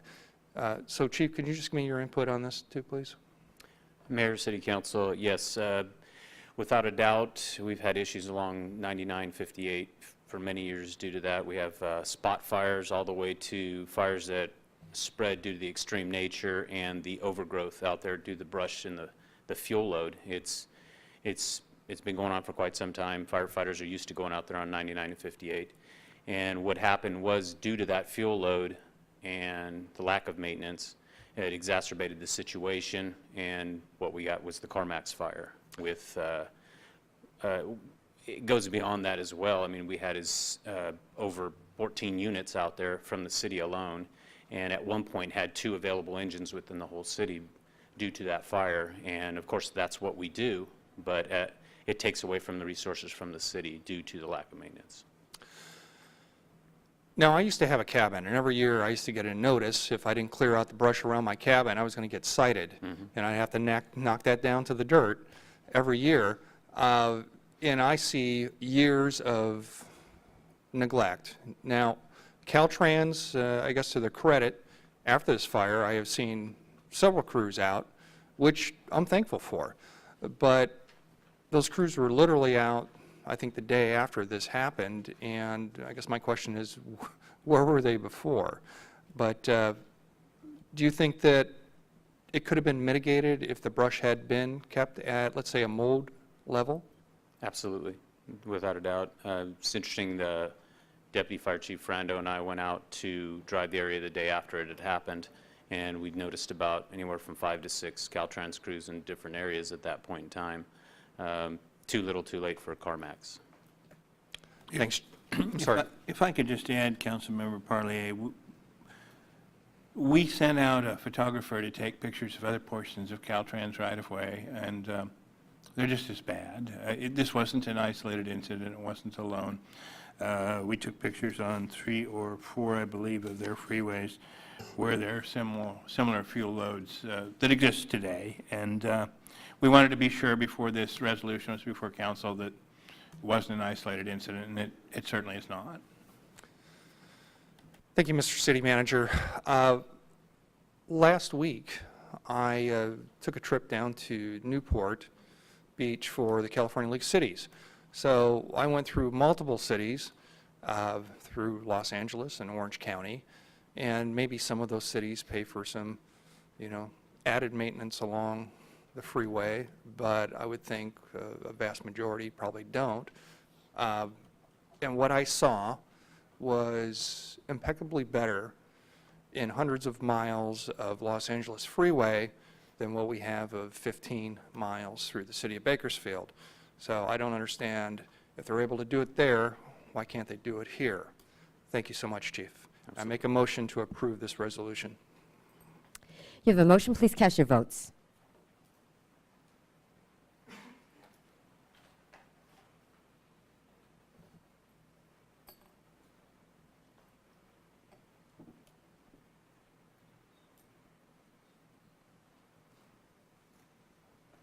Motion is unanimously approved. Thank you. Next item, please. Council and Mayor statements. Councilmember Freeman. Thank you, Mayor. Well, I'd just like to say it's nice to see, I think our city is finally solvent. I think we had an insolvent city a year ago, truly insolvent city, and it's great to see the fiscal health again and the plan that staff put together to build our fiscal health.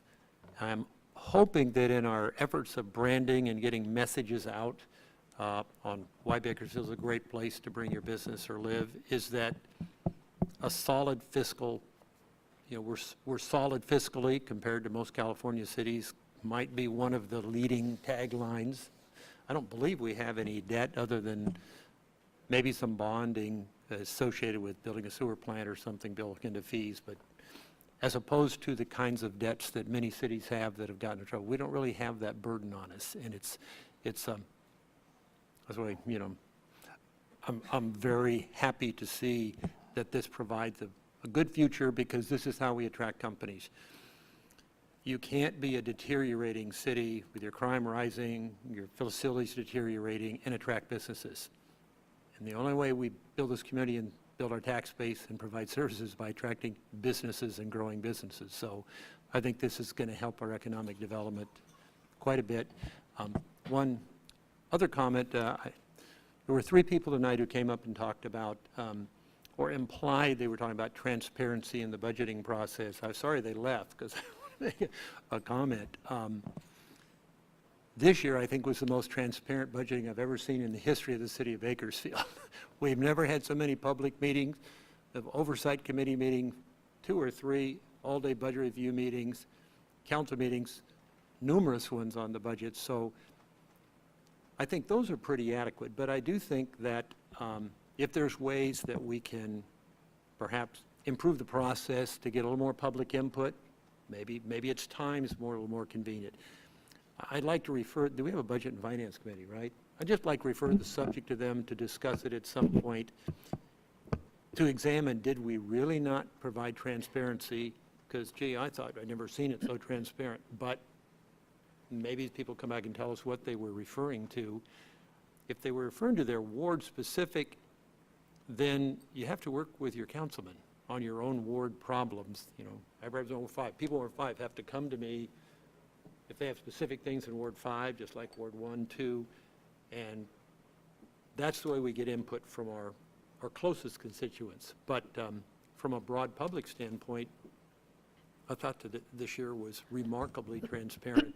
And we ought to take a look. Is there anything we can do to improve that process, mainly to get a little more public input? I like it if the speakers would come down and talk about the budget. That's healthy if we can get that public participation. So any way we can get more of it next year, and we fine-tune our process a little bit. Thank you. Thank you. Councilmember Sullivan.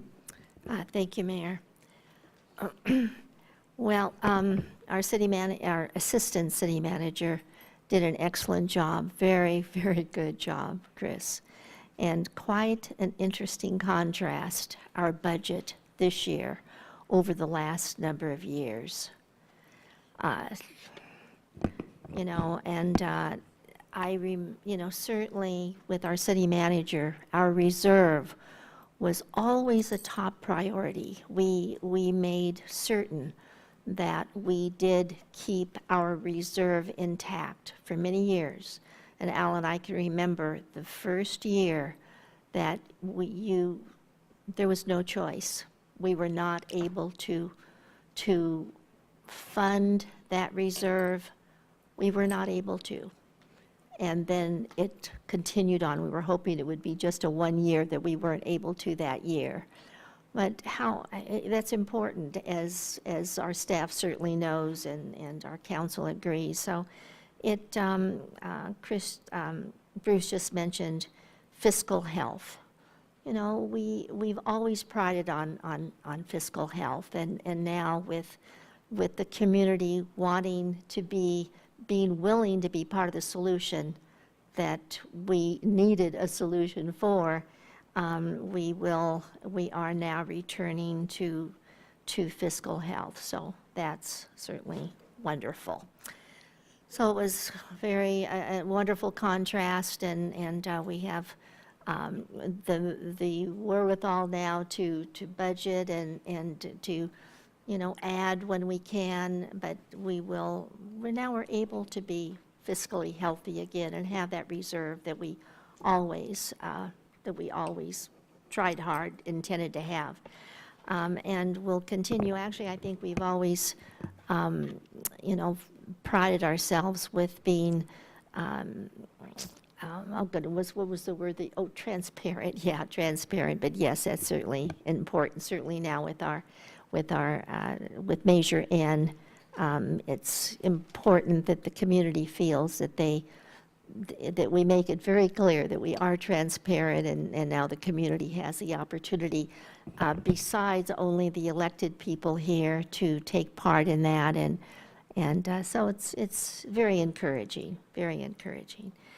You know, I got a call last week from a mother in my ward. She has 5 children, and she made the comment that only one time before were they able to go to a walk-in movie as a family.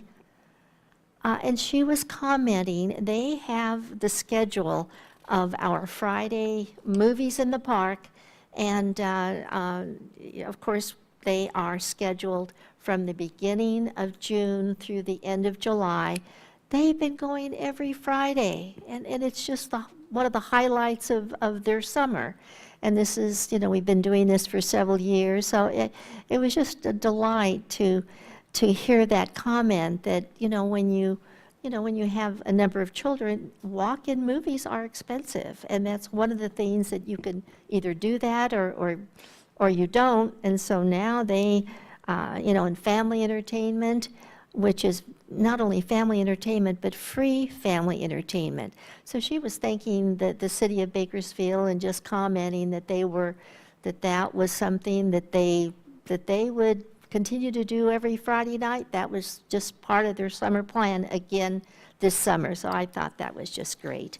And of course, Karen has been out of town, but I wanted to mention the Beal Park Band concerts. We have them, of course, free of charge, again, family entertainment, but through the month of June.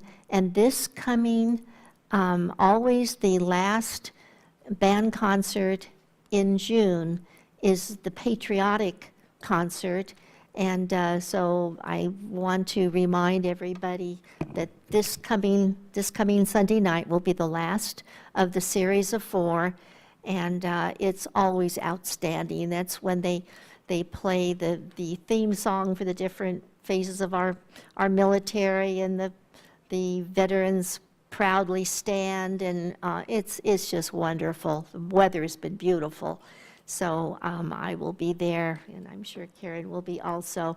But it's a treat, and again, free family entertainment. So I'm hoping that we complete, there has been a very good turnout for every one of our concerts. And they always thank the city of Bakersfield, Diane Hoover, the Recreation and Parks Department, of course, also the Symphony does the bookkeeping, and they ask for contributions, which there are a number of contributions. So again, you know, just summer entertainment. So hopefully the park will be completely full this Sunday night, because it will be our last, and the tribute to patriotism. Looking forward to the 4th of July celebration. That gets to be bigger and better every year. So we have a lot going on for our families and our community, and just appreciate now our budget situation certainly being more encouraging, more positive, and we are good money managers. We are very careful where and how we spend our money, which we need to be, taxpayer money, but we now can focus on things that we have been just out of the question that last few years. So appreciate our staff. Thank you. Thank you, Councilmember Sullivan. I had the pleasure to travel with Councilmember Gonzalez, Councilmember Weir, and Diane Hoover to San John de Luz this last week, also with 12 middle school, high school students and chaperones. And there we signed a partnership charter affirming our commitment to work together with San John de Luz to promote and develop ongoing relationships between our cities, with the possibility of exploring another sister city. We'll be evaluating that in the next couple of years, but it was very, very positive. We'll have 17 students visit us in the fall and bring you greetings from their mayor, Mayor Irigoyen, The entire community treated us very, very well, and we'll be showing our 2,000 slides in a minute, and staff will be required to stay until we are finished with all of those. But it was a wonderful time, and just really appreciate the hospitality that we were shown. This morning, we lost a community champion. David Marcus passed away. He was in his 7th round of cancer, but throughout all of his various stages of cancer and various treatments, he was always so positive. He was known for his positivity and for his inspiration. You might have seen on social media or elsewhere his thumbs up, cancer down, and he was always taking photos with us, showing his inspiration. And truly, we have lost a champion for our city, a champion for those who are going through and fighting cancer, and a champion just for being positive in spite of very difficult circumstances. So this evening, I'll be adjourning the meeting at 4:59 in memory of David Marcus. We're adjourned.